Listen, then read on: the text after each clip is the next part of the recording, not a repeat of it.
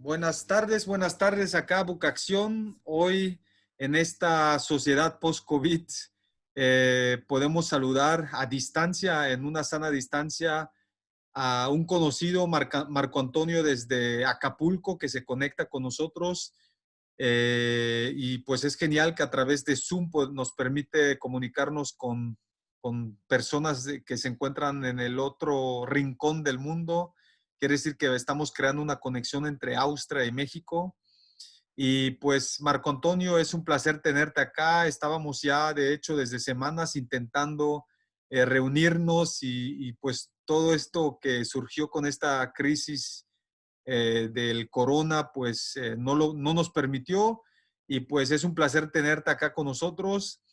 Esto va dirigido no solo al mundo hispanoparlante, sino que también más adelante tendremos subtítulos para acá la gente que pues no habla español, que nos puede entender a través del inglés o subtítulos también en alemán, ¿no? ¿Cómo estás, Marco Antonio? Bienvenido. Muchas gracias, Alejandro. Muy contento de estar aquí conversando contigo. Genial. Tú estás en Acapulco. ¿Cómo está la situación allá actualmente y cómo la ves tú como politólogo, como científico, pudiéramos decir? Bueno, en primer término, supongo que te refieres a la situación de la enfermedad de la COVID-19. Sí. En estos momentos estamos en cuarentena, la gran mayoría de las personas todavía en México, aunque hay una paulatina apertura por parte del gobierno federal, principalmente empujado por la cuestión económica, pero la situación de la enfermedad todavía sigue fuerte. Hay muchos contagiados, hay desafortunadamente varios decesos de gente conocida y pues eso nos da una idea de que la situación está muy complicada. Yo estoy trabajando para la universidad desde mi casa con las precauciones o a través de la computadora, teleconferencias y tratando de adaptarnos a la situación que está ocurriendo en estos momentos. En cuanto a la cuestión económica y política, pues sí hay que detallarlo porque esto está provocando, esta crisis de salud está provocando también cambios importantes en estos dos rubros. ¿Cuáles serían esos cambios, ya hablando de que mencionaste economía, política, específicamente en México, en Guerrero, ya que trabajas en la UAGRO, Universidad Autónoma de Guerrero, que eres investigador, profesor en ciencias políticas y que pues tienes esa visión académica, sobre todo la perspectiva pues de ciencias sociales? ¿Cómo ves eso? ¿Cómo ves lo que está pasando o qué está pasando para los que tal vez no estamos allá en Guerrero y quisiéramos saber más desde esa perspectiva guerrerense? Mira, para empezar, México es un país que tiene un nivel importante de económico. Estamos en las naciones de la Organización para la Cooperación y el Desarrollo Económico por tener un Producto Interno Bruto elevado a nivel mundial, el 14 o el 15 a nivel mundial. Sin embargo, el estado de Guerrero en específico, en el que yo vivo, donde está el balneario de Acapulco, que es uno de los lugares más hermosos del mundo, El más. yo, yo creo que he tenido la oportunidad de viajar y me parece que Acapulco es uno de los lugares más hermosos del mundo, sin duda. Y el estado de Guerrero sí tiene una situación económica diferente al promedio nacional. Es un estado que depende mucho del turismo, que económicamente no tiene un desarrollo en otras áreas. El nivel de agricultura es básicamente muy básico. La industria, aparte del turismo, prácticamente no existe.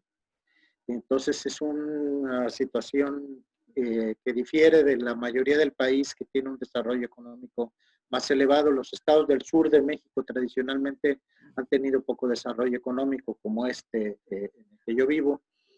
La situación en general es complicada porque hay una gran cantidad de gente que vive en una economía informal, esto es que no tiene un empleo en una empresa o en una institución de gobierno, un empleo fijo, Entonces se ganan su sustento en la calle, en el comercio informal, ambulante.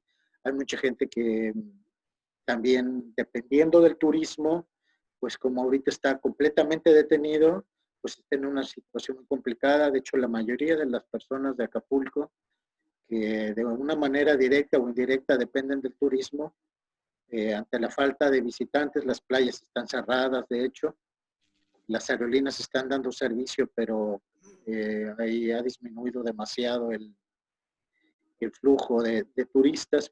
Por lo mismo, los hoteles también están cerrados. Ha llegado muchas personas a Acapulco, pero que tienen departamentos, que tienen una segunda casa o que viven, tienen una forma de llegar aquí a Acapulco, tienen alguna propiedad. Eso es lo único que se ha movido.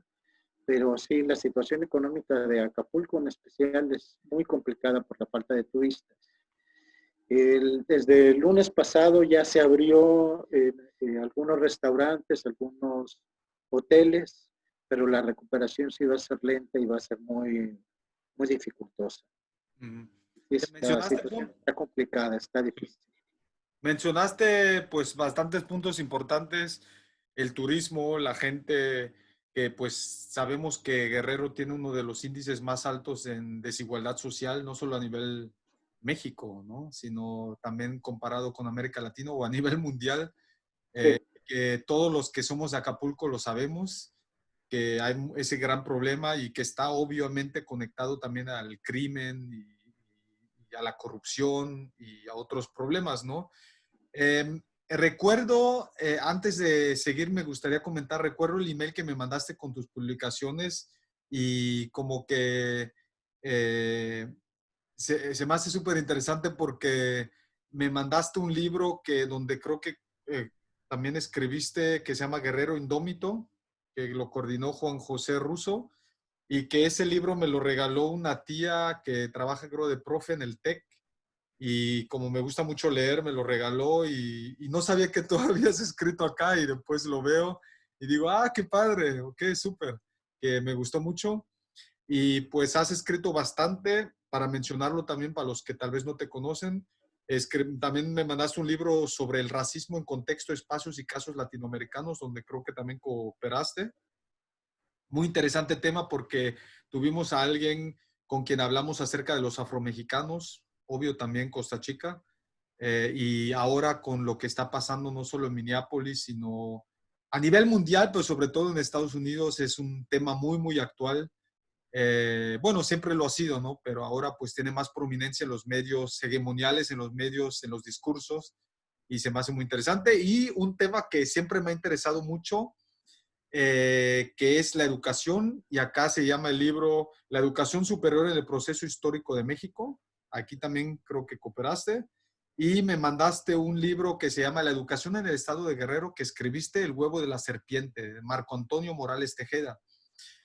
Vinculándolo esto con mi próxima pregunta, porque mencionaste que el turismo para Acapulco pues es como el ingreso número uno. Muchas personas directa o indirectamente dependen de eso y pues están afectados, ¿no? No hay esa seguridad que tenemos en otros países como Austria o países de la Unión Europea donde dices, pues no importa, entonces ese mes que no trabajo me la paso viendo Netflix, me la paso escribiendo, leyendo, no sé qué, haciendo deporte virtual, pues porque en México, sobre todo en nuestra región, pues mucha gente si no trabaja no come, ¿no? Eh, así es. un punto muy importante. ¿Cómo fue, si nos vamos un poco también a tu biografía, porque si naciste en un puerto tan turístico, de dónde surge tu trayectoria, de dónde surge tu camino que te decides estudiar ciencias políticas? Si es que lo que estudiaste, si no, corrígeme por favor. Y porque sobre todo en México, en Guerrero y sobre todo en tu generación, cuando tenías tal vez 18 años, pues las ciencias políticas no eran algo que digas, hijo, estudia medicina, derecho o ciencias políticas, porque vas a tener un futuro brillante, ¿no? Tal vez me puedes comentar un poco acerca de eso, profundizar en eso y también para mencionar un poco, para darle valor, porque somos colegas, como yo también estudié ciencias políticas, para darle valor a las ciencias políticas, ¿por qué son importantes? Porque pues muchas personas, también lo habrás escuchado en Acapulco, ¿se estudia para ser político? ¿O qué es ciencias políticas? ¿No? Tal vez nos puedes contar un poco. Sí, sí, Alex. Mira, el interés por las ciencias políticas surge por herencia. Mi padre era una persona con mucha cultura, un artista, dramaturgo, director de teatro, profesor de educación física, pero además él siempre se interesaba mucho en las cuestiones sociales y en las cuestiones políticas, estaba muy actualizado, tenía mucha opinión, y en sus obras de teatro se refleja mucho de sus ideas. ¿Quién era Entonces, tu papá? Perdón. Marco Antonio Morales Amador. Okay. Él fue, por ejemplo, el que hizo la ceremonia para la recepción del fuego olímpico en las Olimpiadas de 1968, organizó festivales como el centenario de la batalla de Puebla, el 5 de mayo, en los fuertes de Loreto y Guadalupe. Este es una persona con mucha cultura, con mucha educación, y afortunadamente pues pudo darme el ejemplo, y fue como ingresé a los estudios políticos desde muy joven, a la literatura. Siempre he leído mucho y siempre me han interesado el análisis de la política, porque efectivamente los que estudiamos ciencias políticas somos analistas de la política principalmente, no somos políticos, aunque a veces incursionamos en la política básicamente como asesores o como gente que desarrolla alguna cuestión técnica. Yo trabajé en la educación en el estado de Guerrero, y fue muy complicado. De ahí tomé mucha experiencia para el libro que citaste, porque en este estado hay, efectivamente, mencionaste una palabra, corrupción, la hay mucho en México, la había bastante en el gobierno federal. El nuevo gobierno de Andrés Manuel López Obrador está tratando de combatirla, pero a nivel estado todavía hay bastante, y estar en estas áreas técnicas te frustra cuando tú quieres hacer cambios en los que haya mayor transparencia en el manejo de los recursos, que se destinen para lo que se deben destinar, que los programas educativos tengan planeación, que esa planeación derive en un seguimiento para las metas que se hayan establecido, tratar de mejorar los indicadores educativos. Los indicadores están muy bajos en Guerrero, el nivel de años de estudio, el analfabetismo es muy elevado. Hay mucha gente, una gran cantidad, mayores de 15 años en Guerrero, que no saben leer y escribir. Entonces, por todo eso te preocupas, y cuando estás en el gobierno te das cuenta que es muy complicado porque hay muchos intereses. La mayoría de las personas que están ahí, que tienen cargos relevantes, solo están interesados en hacer negocios personales, muchas veces desconocen el área, y están en el área de la educación por cuestiones partidistas, por cuotas de sus partidos políticos, de los grupos políticos que están interesados más en el poder que en la solución de los problemas de la población, los cuales abordan solo en los discursos. Para los discursos sí son muestran mucho interés, manifiestan tener mucho interés en las cuestiones públicas, pero ya en su actuación dentro de las áreas de gobierno, te das cuenta que solo es propaganda, y que el único interés es el amasar fortunas a costa de presupuestos muy elevados que se dedican para estas áreas y que no se cumplen como debería ser. Entonces, esa es la participación que he tenido breve en las áreas de gobierno. Me sirvió para tener más experiencia, corroborar teoría con práctica, ver cómo se desarrollan las cosas en la realidad. He trabajado también en educación de los indígenas en el estado de Guerrero, porque aquí el racismo principalmente es contra los grupos de nuestras raíces originarias. La población que vino de África es muy pequeña, pero también está marginada. pero la mayor marginación en números se da sobre los pueblos originarios de Guerrero y de México en su conjunto. La gente que pertenece a los pueblos originarios, que hablan incluso sus lenguas, sus idiomas originales. En Guerrero son 4 lenguas que se hablan de manera original y resulta que están con muchos problemas de racismo, de discriminación, de olvido, de exclusión. Entonces, pues eso es lo que me he dedicado a estudiar y analizar, a publicar sobre esos temas por parte de la Universidad Autónoma de Guerrero, que es donde trabajo, y hemos intentado influir en que las cuestiones cambien. En algún sentido, México está cambiando de una manera fuerte. Te decía hace rato, en el gobierno federal tenemos un gobierno de hace 1 año y medio que llegó con un impulso muy fuerte de la población y que está haciendo cambios importantes porque está tratando de combatir las causas de, sobre todo México siendo un país tan rico, no debería tener un desequilibrio tan fuerte en la población. Nosotros junto con Brasil, México y Brasil somos de los países que tenemos mayor desigualdad en la distribución de la riqueza.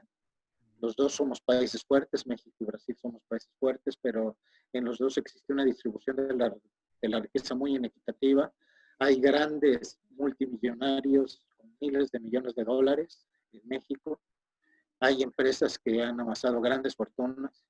Hay empresarios políticos que a veces son la misma cosa, empresarios y políticos, que han hecho grandes fortunas, mientras que la gran mayoría de la población, el 50% de la población, está en un nivel de pobreza y un 10-15% es un nivel de pobreza extrema, al mismo tiempo que somos uno de los países que tenemos más multimillonarios en dólares, dueños de grandes empresas a nivel mundial de fortunas, empresarios políticos mexicanos que tienen castillos en Europa, ahí donde tú estás, en Austria, en Italia, en Francia, no casas, no departamentos, castillos. No se diga propiedades. Hay algunos. No se diga propiedades en todos Estados Unidos, en Canadá, grandes cuentas en las Islas Caimán, en Panamá. Y entonces, en Suiza ya se les dificulta un poco más con esto de que Suiza ya el secreto bancario para la corrupción lo ha eliminado bastante. Entonces, pues es la situación de un país bellísimo como en el que yo vivo, en un puerto turístico también muy hermoso, en el que tenemos esas disparidades. Incluso aquí mismo, en Acapulco, tenemos lugares donde vive gente muy adinerada y lugares que son complicados socialmente, económicamente. Y tú mencionaste hace rato un factor que también ha complicado, que es el de la inseguridad, los problemas de delincuencia, que especialmente, afortunadamente en Guerrero han disminuido bastante y en el puerto de Acapulco también. Ahorita la violencia en México está focalizada en otros estados, en otras regiones, pero en Guerrero y en Acapulco ha disminuido sensiblemente la delincuencia y la gente está mucho más tranquila. Y en ese sentido, cuando se recupere el turismo, pudiéramos señalar que va a beneficiar. Pues sí, bastantes factores. Mencionaste Brasil, México, que incluso esos dos países son también los países con más números en muertos por COVID, por decirlo así. Obvio, también son los Brasil número 1 y después México más grandes en población. Y también se me hace interesante ver a través de los lentes postcoloniales, porque pues en Estados Unidos se entiende que pues white supremacy ahorita con todos esos debates, y en Argentina, Chile, la mayoría son blancos, white, por decirlos, y en el siglo XIX se trató de eliminar en Uruguay también todo lo que no era blanco y atraer cada vez más migración europea.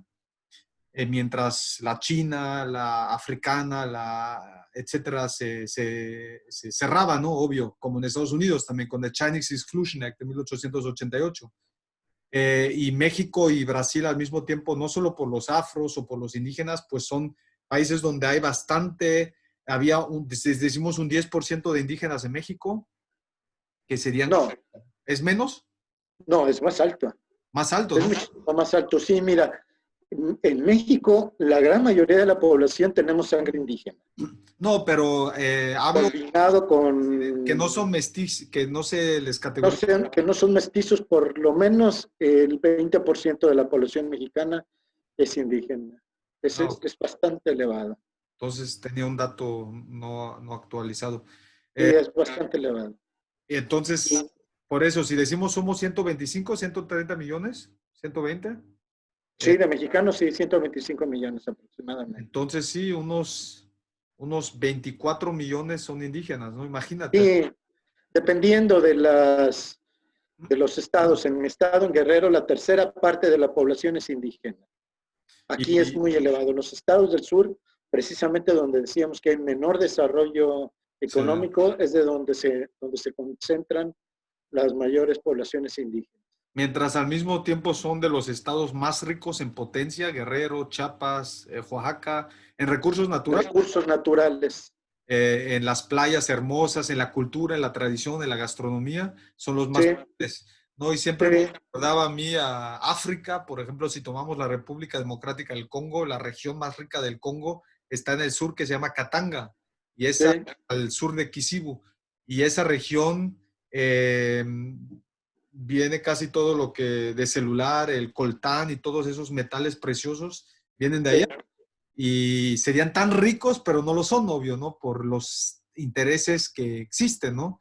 Y mi punto primero que quería hacer acerca del poscolonialismo simplemente era que pues, en todos los países donde sería una tesis mía o pudiéramos verlo así como donde hay ese fenómeno de pobreza extrema, desigualdad en grandes números, pues es donde la sociedad está muy dividida por clases sociales, pero sobre todo por el background, ethical background, ¿no? Por el, ¿cómo se dice? El origen ético, por decirlo, blanco, mestizaje, indígenas, donde hay una jerarquía que podríamos decir todavía muy marcada, ¿no? Porque ¿cuántos millonarios en México que mencionaste que hay muchos son indígenas?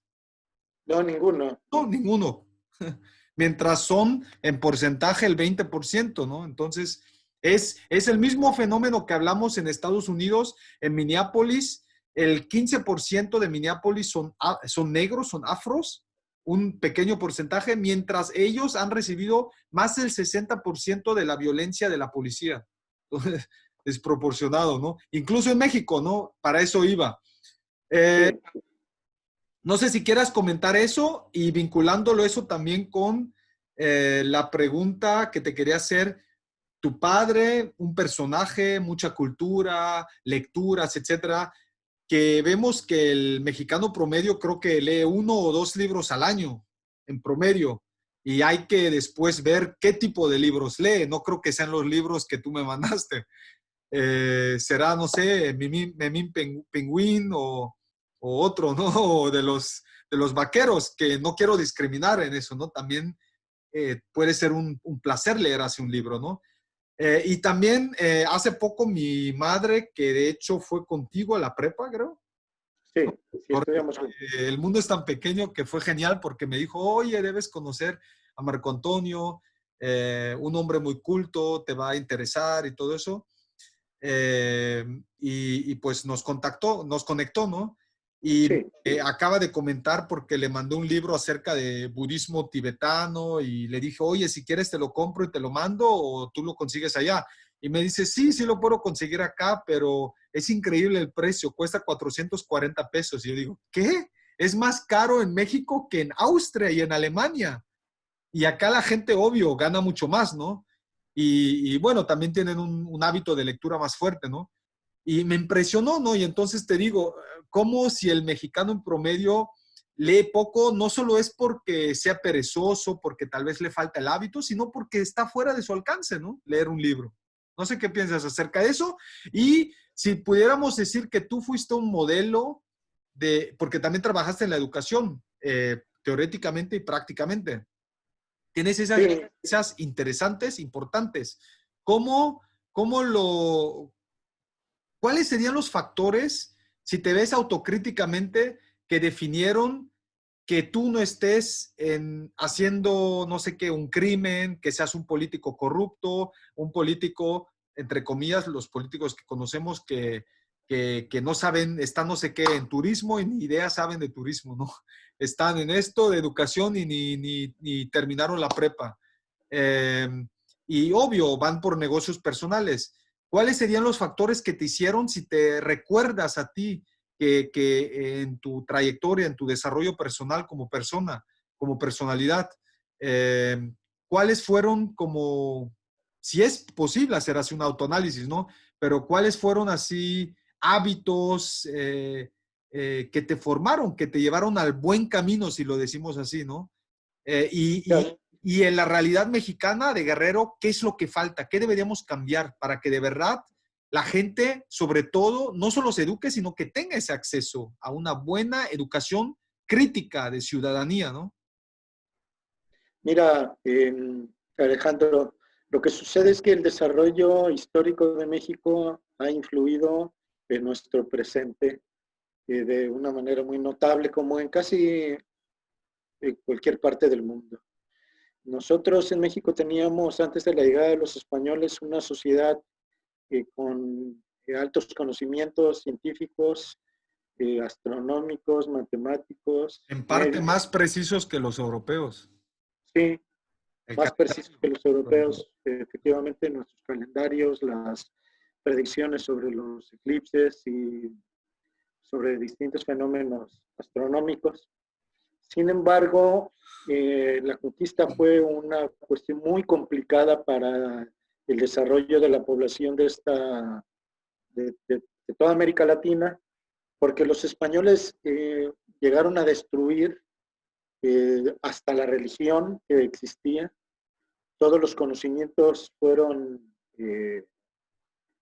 despreciados, los códices, los libros en los que estaban todos los conocimientos destruidos, las escuelas que existían aquí fueron ignoradas y destruidas por la fuerza. Se impuso la religión católica, este, se impusieron por la fuerza eh, una manera distinta de pensar. Para los españoles no fue fácil. La destrucción tuvo que venir por el lado de las armas. Hubo mucha resistencia, las guerras fueron muy cruentas. Los españoles tuvieron la fortuna de que había mucha división interna y enfrentamiento entre las diferentes ciudades-estado. Entonces, algunas apoyaron a los españoles en contra de otras que las subyugaban. Al final, después de un periodo muy fuerte de tiempo, los españoles pudieron imponer su religión, su economía, su manera de pensar Mm. y sobre todo la cuestión económica. Hubo una situación de esclavitud disfrazada, llamada encomienda, pero en México hubo una situación de esclavitud y todo eso fue, así transcurrió ya México, su desarrollo durante 300, 400 años, mientras que en Europa estaban en la revolución industrial y estaban en desarrollo económico. Aquí España se dedicó al saqueo, a llevarse el oro, las tierras fueron concentradas en manos de muy pocas personas. Con el transcurso del tiempo eso se volvió la normalidad hasta la fecha. En México hay una concentración muy grande de la riqueza, del conocimiento, de la política, los intereses económicos van sobre los intereses de las sociedades. Y entonces, esa es una historia de saqueo que ha ocurrido prácticamente en América Latina, no solo en México. En México ocurrió que las comunidades indígenas fueron subyugadas económicamente y políticamente por caciques, por gente que hasta la fecha sigue controlando la miseria. No es fácil acceder a la educación, como dices tú, porque la educación que se ofrece es con muchas disparidades. La gente que vive en las ciudades, que es de raza blanca, que es descendiente de quienes siempre han tenido el poder económico, tiene la posibilidad de acceder a mejores escuelas, de acceder a la cultura, a los medios de comunicación, pero la mayoría de la población que ha estado históricamente en la pobreza, por causas, como decíamos, ya estructurales, no es algo que de la noche a la mañana se pueda cambiar. En México ha habido intentos, ha habido incluso revoluciones. En el siglo XX hubo una revolución muy fuerte para tratar de acabar con esas desigualdades. Nuestra historia reciente en política ha sido de una democracia que no se ha podido afianzar, pero que ha intentado crecer en la idea de que la democracia no es solo la elección de nuestros gobernantes de manera periódica, sino también la posibilidad de que la mayoría de la población pueda tener voz y pueda tener derechos políticos, y entre esos derechos políticos pueda luchar por tener mejores condiciones económicas, sociales. Esta es una lucha que se ha estado haciendo en México en los tiempos recientes. De hecho, políticamente se puede decir que estamos viviendo en estos momentos en el crecimiento de nuestra democracia, en la posibilidad de que la población pueda defender más sus derechos. Entonces, es así como estamos caminando en ese sentido hacia una cierta apertura. La cuestión de que algunas personas, en mi caso o el de otros, podamos acceder a cuestiones educativas importantes, es básicamente un derecho que en México se tiene por nacimiento. Si tú naces en un lugar donde hay cultura, donde hay un buen nivel económico, pues tienes acceso a la educación, pero la mayoría de la población de México no lo tiene. Sus padres tienen niveles económicos y educativos y sociales muy bajos. Entonces, pues es lo que pueden transmitir. Los jóvenes desde pequeños tienen que trabajar, el nivel de las escuelas a las que acceden es de baja calidad, y eso va conformando una sociedad desigual, en la que una gran cantidad de miembros de la población está excluido del desarrollo, de la posibilidad de tener una mejora en su nivel económico. Hiciste el análisis, mencionaste varios factores de la cruda realidad para la mayor parte de los mexicanos, pero ¿qué podemos hacer? ¿Qué podemos hacer ahora? Porque, como mencionaste, sí, son procesos largos, complejos, como la violencia estructural, también existen esas desigualdades estructurales. Eh, Esperanza, la gente quiere esperanza y creo que no solo colectivamente, sino cada individuo quiere crecer, quiere enriquecerse. No me refiero solo a dinero económicamente, sino desde espiritualmente, emocionalmente, sus relaciones, su conocimiento. ¿Qué podemos hacer? ¿Qué puede hacer cada individuo? ¿O cómo lo ves tú? Porque pues la educación tradicionalmente, históricamente, siempre se ha visto, no solo en México, sino incluso en Austria, en otros países, en otras culturas, como una forma de subir la escalera social, ¿no? De llegar a más prestigio, privilegio, dinero, lo que quieras, ¿no? Y hoy en día, con este mundo globalizado, tenemos el Internet, que obvio, no todos tienen igual, incluso en México y en Guerrero, el acceso al Internet, ¿no? También eso no hay que normalizarlo, generalizarlo, porque no es así. Pero aún así yo creo que cada vez es más fácil de, de, de salir de esa pobreza que hace 200 años, por ejemplo, que existía todavía la esclavitud, o que hace 100 años las mujeres no podían votar en México y en casi todo el mundo. Hoy en día te puedes hacer viral por un video en las redes sociales y de ahí generar, no sé qué, e-commerce o lo que sea, ¿no? Hay muchas oportunidades. Claro que también hay que saber cómo, y eso pues es parte de ese know-how, ¿no? Que pues no es gratis y que no está por ahí, ¿no? Pero yo creo que hay muchas oportunidades y todos creo que nos sirve más el optimismo de, en vez de decir, pues no nací en la cuna correcta, ya estoy jodido, me quedaré jodido, no me voy a poner proactivo porque de por sí el fatalismo, todo está determinado, voy a quedarme igual, no sé qué, ¿no? Es como natural el querer salir adelante, ¿no? En mi familia, mi madre, mi padre han salido adelante porque pues a través de ellos yo tuve muchas oportunidades que muchos queridos ciudadanos míos no tuvieron, ¿no? No digo que soy rico, porque no lo soy para nada, pero simplemente el poder viajar, el poder crecer y estudiar en otro país, el aprender idiomas, el tener una familia lectora, pues te abre el mundo, ¿no? Y yo estoy convencido de eso, no solo por mi caso personal, sino porque es lo que observo, ¿no? He viajado a muchos países también pues sí, el viajar incluso en tu propio país, en tu propio estado, ¿no? Lamentablemente muchas personas en Acapulco, por ejemplo, no conocen el Jardín Botánico, no conocen la casa de Cantinflas, la casa de Diego Rivera, no conocen Palmasola, no conocen su historia, ¿no? Incluso ni su estado, ¿no? No conocen Ometepec, no conocen las ruinas antes de Chilpancingo, las ruinas arqueológicas, no conocen. Pulyehualco.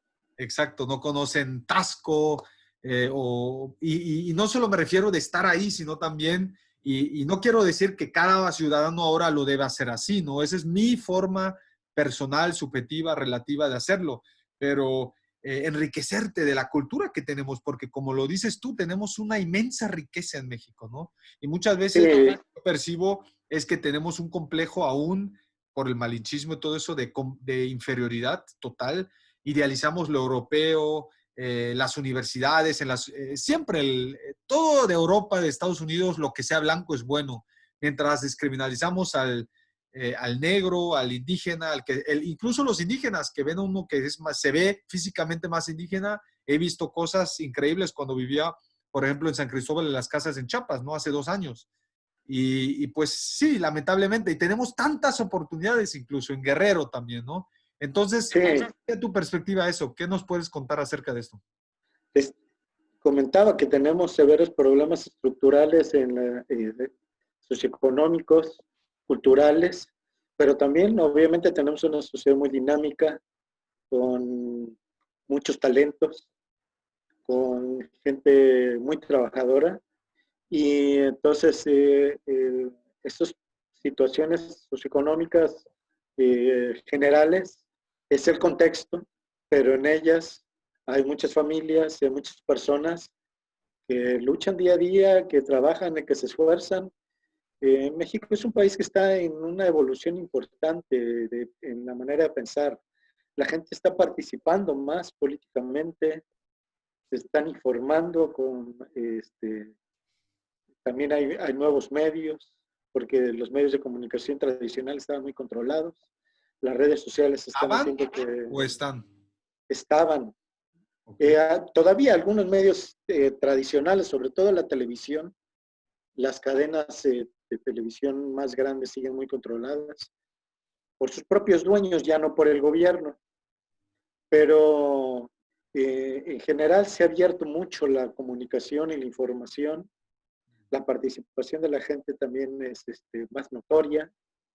Y efectivamente, eso ha provocado en nuestro país cambios importantes. En la cuestión de los gobiernos, estos están siendo cada vez más cuestionados, se está exigiendo mayor transparencia, mayor honradez, un manejo más escrupuloso y con mayor conocimiento de los programas sociales y de los presupuestos públicos. Eh, y yo creo que ahorita es muy pronto para que digamos cómo va a evolucionar la sociedad. Yo creo que no solo en México, sino en el mundo, porque la sacudida que nos ha traído esta pandemia a nivel global está trayendo cambios en el orden mundial, en la posición que está teniendo China, que está teniendo Estados Unidos, en la emergencia de muchos nuevos grupos, mismos países como en Estados Unidos. donde hay grandes protestas sociales. En México se está haciendo una sociedad dinámica que esperemos que salga más fortalecida y con una visión de mayor empuje individual, porque también efectivamente hay sectores que se han acomodado a tener una mentalidad de que no pueden salir adelante si no es con que venga el papá gobierno y los impulse, les ayude, cuando también depende de cada uno de nosotros salir adelante, esforzarnos, estudiar. Y eso es algo que en México, esa mentalidad está creciendo mucho. Nos ayudan las fortalezas que tenemos, tú lo dijiste con anterioridad, tenemos muchos recursos naturales, tenemos muchos recursos culturales, tenemos una capacidad de trabajo muy importante, siempre hemos sido un pueblo muy trabajador. Entonces, los lastres que se habían mantenido durante bastante tiempo inactivos o con poca participación, se empiezan a romper, empezamos a desprender de ellos. Y yo también tengo esa visión que señalaste tú, de optimismo en que muchos de los problemas que hemos estado afrontando los estamos superando. De hecho, te digo que está habiendo cambios políticos muy importantes. La sociedad también se está polarizando. Esto quizá no sea muy bueno, porque los cambios que estamos teniendo, sobre todo en el gobierno federal, en el nuevo gobierno que tenemos la nación, está afectando intereses tradicionales, intereses de la oligarquía que mandaba en México. La oligarquía es la combinación del interés, del poder político con el poder económico. Entonces se han afectado muchos intereses. Se está viendo por la posibilidad de que se vuelva volteemos la mirada al campo de México, a los campesinos, a los grupos indígenas, a los sectores más pobres del país. Eso es algo que yo comparto de lo que se está haciendo a nivel nacional. Y creo que estamos en una ruta de desarrollo y de despertar. Creo que comparto contigo también eso, Alejandro, esa idea de que la sociedad en México por lo menos está avanzando y el futuro se ve un poco mejor que lo que hemos tenido en el pasado. Inshallah, como dicen los árabes, ¿no? Si Sí, Dios... exactamente. Si quieres, hacemos una breve actividad antes de seguir, donde yo te digo un término o una pregunta breve y tú me respondes en breve, ¿no? Sí, ¿de acuerdo? Por ejemplo, empezaríamos con México en 20 años. Más desarrollo, más oportunidades, mejor futuro. Donald Trump. No creo ni siquiera que vaya a ganar la elección en noviembre. Esperemos por bien de la humanidad que ya sea parte de la historia muy pronto. ¿De dónde viene el COVID-19? Pues se mencionan en teorías de conspiración que hasta en un laboratorio. Yo creo que siempre ha habido virus, bacterias, microbios, y es parte de la naturaleza, mutan, viene de la misma naturaleza. China. Pues la nación que dentro de pronto va a ser la primera potencia mundial, se ha dedicado precisamente por la riqueza de su cultura y de su trabajo a salir adelante. Y yo creo que muy pronto, si no es que ya en varias áreas, la primera potencia. ¿Cómo se va a ver el mundo cuando China sea la potencia número uno? ¿Cómo?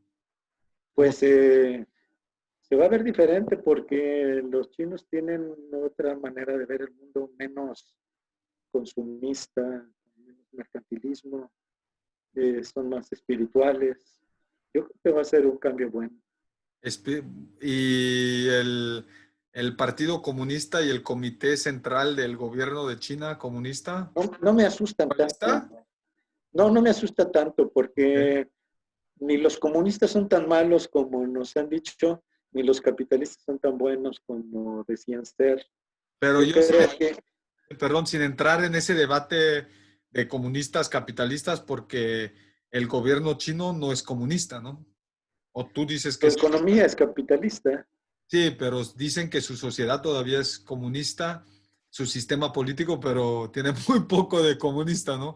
Tal vez. Además, sí, simplemente hay una mayor visión social, me parece. No, no me asusta tanto el comunismo chino como era el soviético, por ejemplo, clásico de los años 50 de Stalin. Es muy distinto. Derechos humanos a la China. Sí, imprescindible. Eso es algo que esperemos que en lo que vayan creciendo. India. Otra nación muy rica culturalmente, con muchas tradiciones y que también está creciendo bastante. China y la India son los países más poblados del mundo y tiene muchas capacidades y posibilidades de desarrollo. Hong Kong. Pues Manifestación. Hong Kong parece que va a tener que seguir bajo las reglas de China en general y que había también mano negra ahí por parte de Estados Unidos y de alguna gente que querían cambios que no se van a dar. Estados Unidos de América.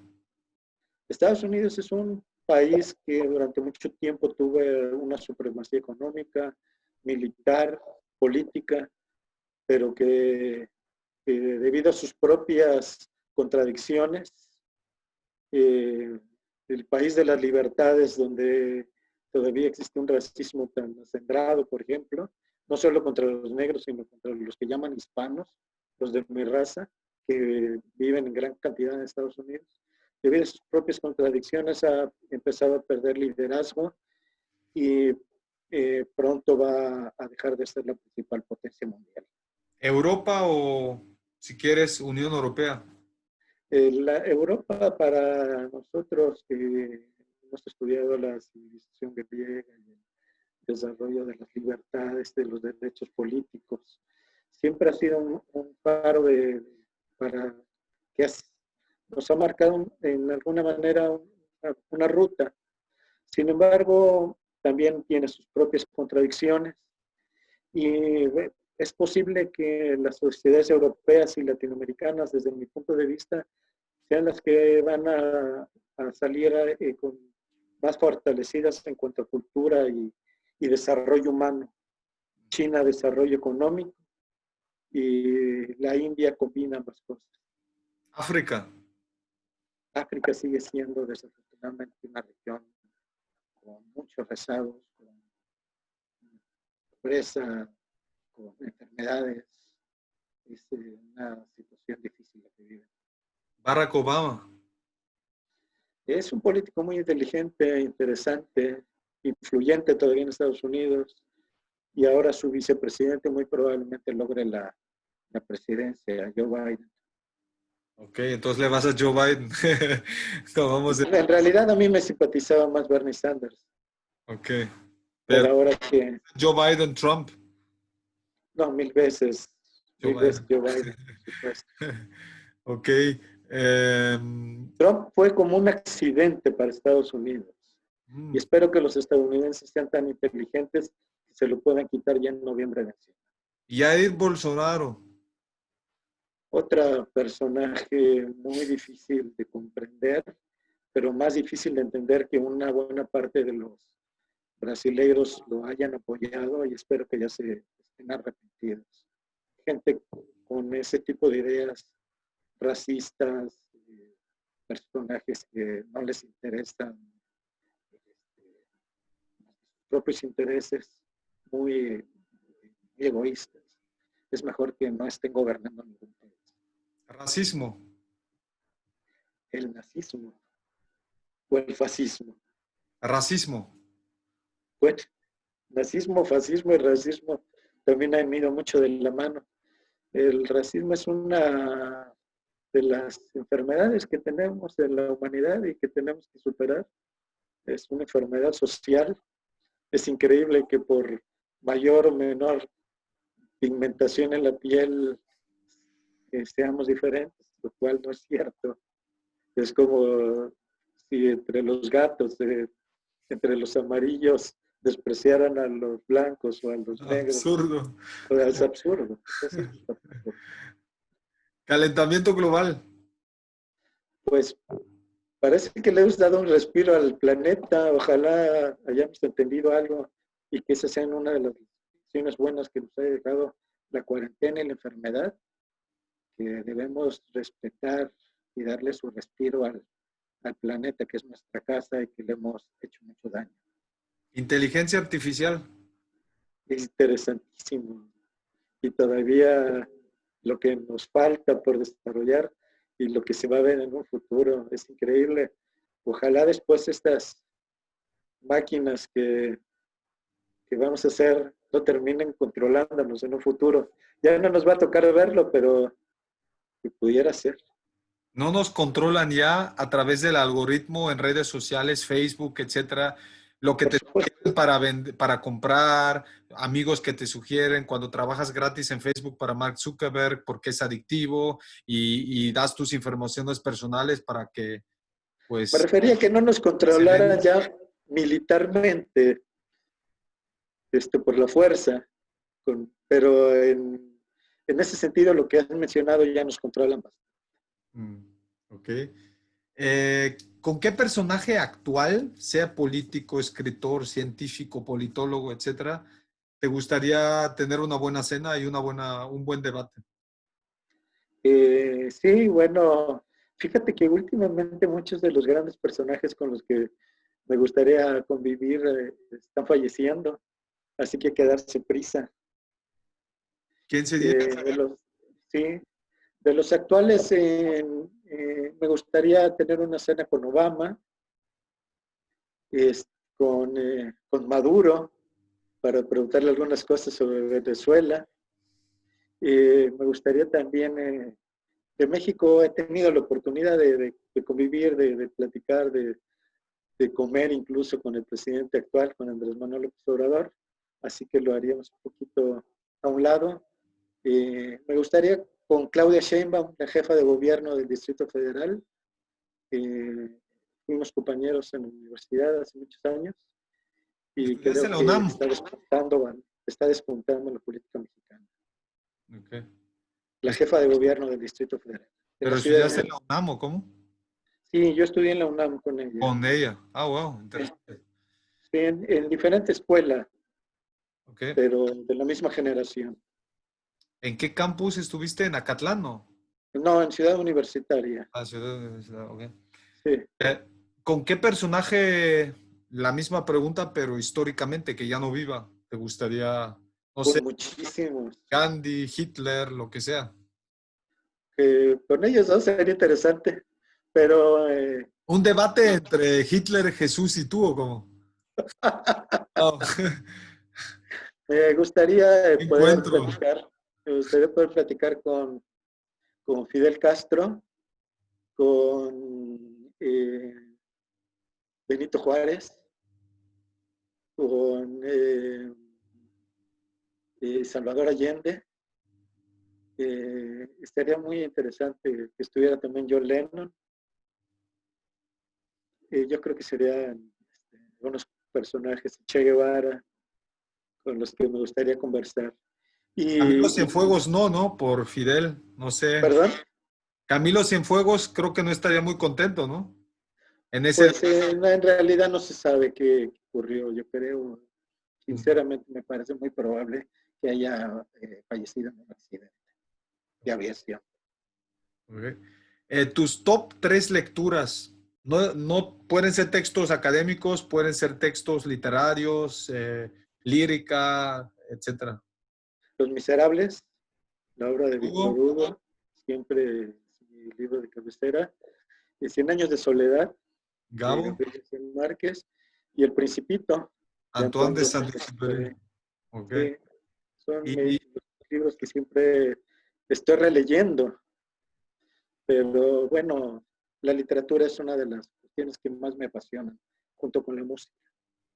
música, tus tres artistas, hits, canciones, discos. Mozart, Austriaco, de acá, a 2 horas, y Salzburgo. Salzburgo, Salzburgo. Mozart, The Beatles, los Beatles.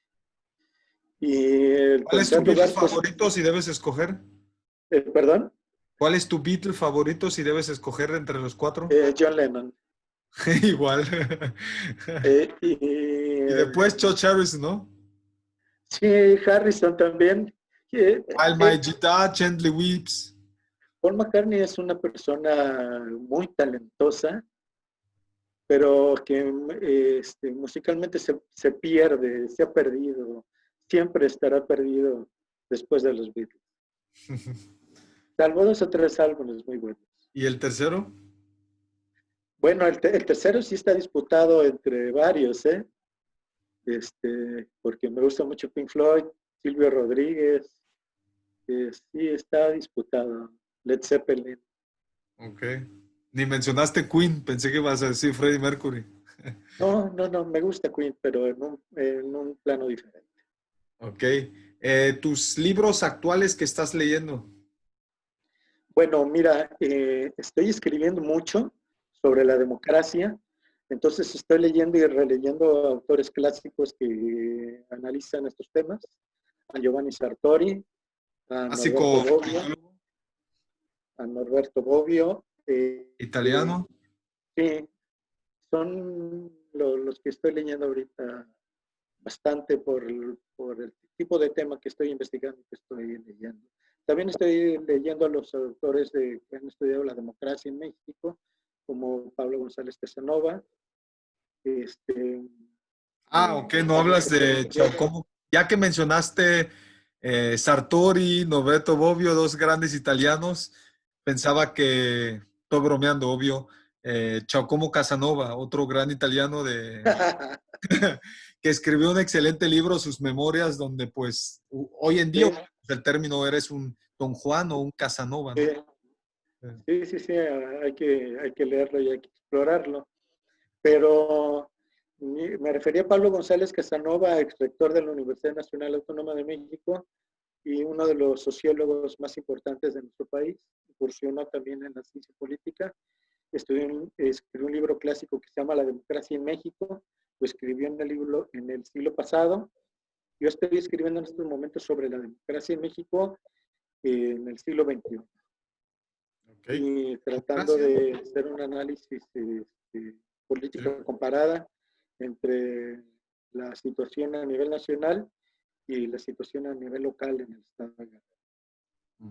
¿Qué es democracia? Para los que se preguntan como yo, porque una cosa es la teoría, si leemos, no sé qué, Tocqueville, Platón, bla, bla, bla, y si vemos lo que se vende como democracia en México o en otro lado, ¿no? Y que siempre se Bueno, ve, incluso Winston Churchill parte por su frase famosa, ¿no? Pero lo que que sucede es que la por forma de democracia gobierno. muchas veces la estudiamos o la pensamos más bien sobre lo que no es. La democracia básicamente es un gobierno de muchos, a diferencia, decía Aristóteles, de la monarquía que es de uno o la aristocracia que es de pocos. Es un gobierno de muchos en el que esos muchos tratan de arreglar la problemática social que tienen. Pero a diferencia de la asamblea griega en la que todos podían votar, porque era un número manejable todavía, claro, por supuesto, no votaban los esclavos ni las mujeres, no todos eran ciudadanos, solo los mayores de edad, de padre y madre Los ateniense, extranjeros, pero no. sí, exacto, pero los que tenían la posibilidad de votar lo hacían directamente. Ahora, con estas sociedades tan grandes, pues necesitamos representantes, necesitamos partidos políticos. Entonces, todo esto desvirtúa mucho lo que es la democracia. Y nos vamos sobre lo que queremos que es la democracia, que es un sistema de gobierno que nos va a dar libertades, que nos va a dar desarrollo económico, y no necesariamente. La democracia básicamente es un procedimiento mediante el cual escogemos a nuestros representantes de una manera correcta y recurrente. Eso es todo lo que es la democracia como procedimiento. La posibilidad de que podamos elegir entre los distintos grupos políticos que se disputan el poder, a quién se lo damos para que nos represente, esperando que después, cuando estén en el poder, se acuerden de lo que planteaban en las campañas. Y hasta ahí. Sin embargo, teóricamente, la democracia pudiera darnos también posibilidades de desarrollo económico, de libertades políticas, de derechos sociales, y eso es en lo que hay que pelear en los sistemas democráticos, por darle esa carnita a la democracia, no dejarla solo en el esqueleto de que sea un sistema que nos permita renovar nuestro poder cada cierto tiempo, de renovar a quienes están en el poder durante cada cierto tiempo de una manera correcta, que se cuenten los votos adecuadamente, que haya libertad de expresión para la población y para los candidatos, que los medios de comunicación sean libres y puedan informar. Esa sería la democracia básica, sino que la democracia también pueda, mediante la participación de la ciudadanía, permitir que la población tenga mejores niveles de vida, tenga mayor acceso a sistemas públicos de calidad. Me refiero a los sistemas básicos del agua potable, del drenaje, de la luz eléctrica, pero también de la educación, del trabajo, de la salud.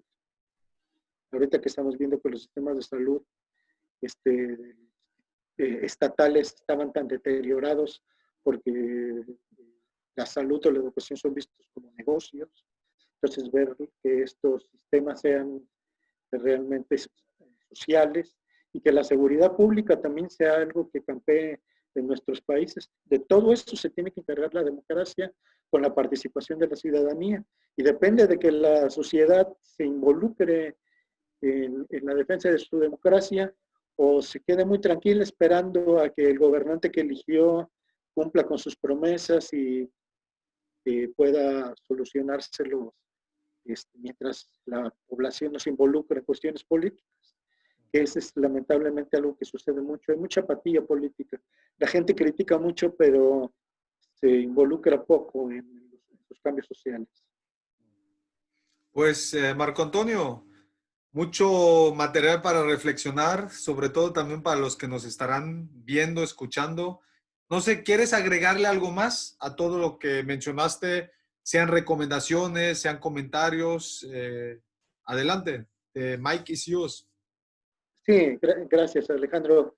Pues saludar a todas las personas que nos vayan a escuchar en los distintos países a los que vamos a poder hacer llegar esta transmisión y considerar que en estos momentos realmente estamos pasando una situación complicada por una enfermedad que como te decía, es parte de la naturaleza, pero como parte de la naturaleza también deberíamos los seres humanos estar más preparados, con mejores sistemas científicos, educativos, que estas cuestiones no nos agarraran tan de improviso, tan de sorpresa, como si fuera la gran, algo que no supiéramos, que siempre ha habido virus, que siempre ha habido enfermedades, que estas mutan, y que podemos estar más preparados para poder enfrentar cuando nos toque una epidemia en cualquier parte del mundo. El ébola, por ejemplo, tiene mucho tiempo descontrolado en África,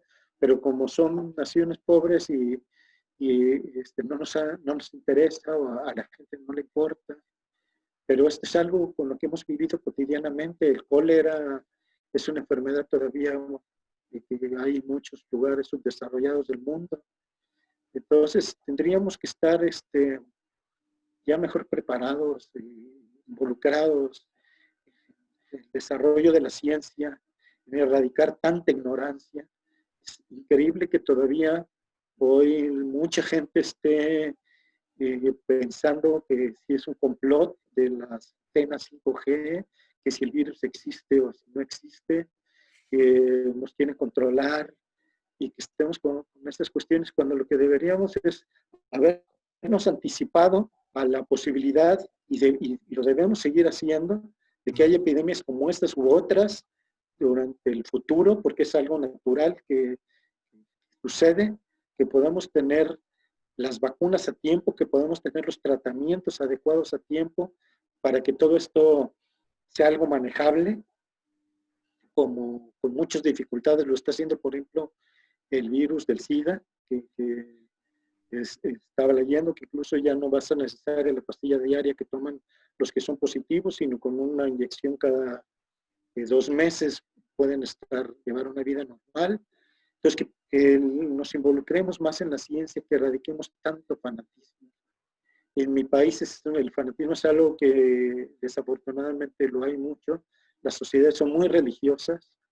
Aquí mucha gente se encomienda, no digo que abandonen sus ideas religiosas, pero que le den el mismo peso a la ciencia y a la educación, porque creen que con oraciones y con rezos se van a curar, o encomendándose a las manos de Dios, y a los médicos solo los ven como instrumentos del Señor. Y así, todas esas maneras de pensar deberíamos ya erradicarla y superarla.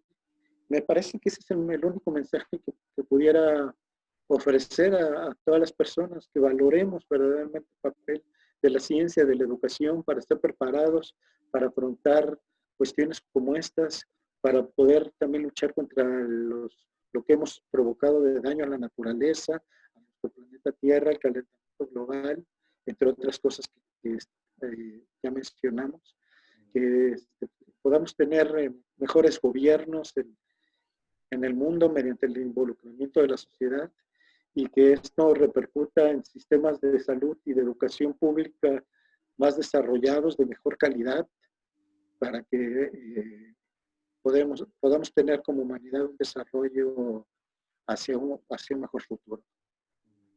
Muy bien dicho, también mejores ciudadanos. Y pues para eso me surgen, escuchándote, 4 recomendaciones de libros para los que nos estarán escuchando y viendo. Cronológicamente, empezando por Séneca, Lucio Eneas Séneca, filósofo de la Estoa, entre 0 y 70 después de Cristo, maestro de Nerón, emperador Nerón. Y él escribió muchos buenos libros. Uno se llama Cartas a Lucilus. Lucilus fue más tarde Nerón, él era el tutor. Muy bueno acerca de lo que hablas. Segunda sería Avicena, un pensador también de Andalucía en el tiempo musulmán, árabe después de la antigüedad, dirección Edad Media. Y otros 2 libros, porque decías la ciencia, y no solo simplemente rezar y sí, COVID y todas las teorías que existen, sería Richard Dawkins, profesor de Oxford, que escribió muchos acerca, sobre todo, la relación Dios y ciencia, Darwin y todo eso. Y Christopher Hitchens, otro escritor científico inglés que hace poco se mudó, o más bien murió hace unos años. Muy buenos libros acerca de ese tema. Y pues para agradecerte, Marco Antonio, espero que la próxima vez que tengamos otra oportunidad para hacer esto, porque ya solo el tema de educación es tan amplio, ya solo hablando de Guerrero, y más si hablamos de otros temas interdisciplinarios o a nivel universal o históricamente, y pues hay tanto que comentar, y ya veo que hablamos más de 70 minutos y pasa rápido el tiempo. Pudiera yo seguir, pero pues podemos hacer pues más adelante como módulos, capítulos, y pues tal vez mi próximo viaje a México podamos encontrarnos. Sería un placer también conocerte físicamente, y pues agradecerte otra vez, y pues muchas gracias por tu tiempo, y un gran saludo hasta el bello puerto de Acapulco, ¿no? Gracias, igualmente. Gracias por todo, Alejandro. Y si Saludos. ves a mi madre, dale un gran abrazo de mi parte. Claro que sí. Gracias. El COVID. Sí. Gracias. Muchas gracias, Marco Antonio. Hasta luego. Y saludos a todos, chicos. Gracias.